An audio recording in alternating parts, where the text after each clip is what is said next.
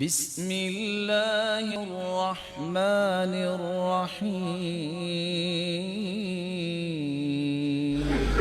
ابو امامہ الباہلی رضی اللہ تعالی عنہ فرماتے ہیں رآنی النبی صلی اللہ علیہ وسلم وانا احرک شفتی، آپ صلی اللہ علیہ وسلم نے مجھے دیکھا کہ میں جب بیٹھا ہوتا تو میرے ہونٹ حرکت کرتے۔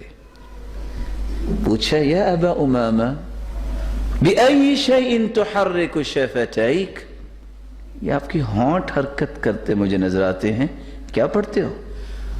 قال اذکر اللہ، اللہ کے رسول آپ نے تو فرمایا تھا کہ نجات ملتی اس کو ہے دنیا کی مصیبتوں اور دکھوں اور غموں سے، اور اسی طرح قبر اور حشر سے جو کثرت سے ذکر کرتا ہے۔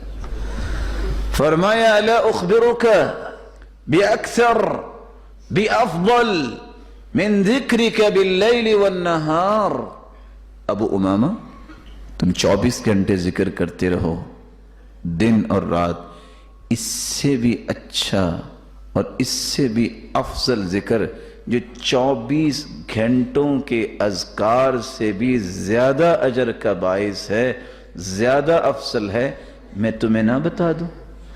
کہا اللہ کے رسول اور کیا چاہیے؟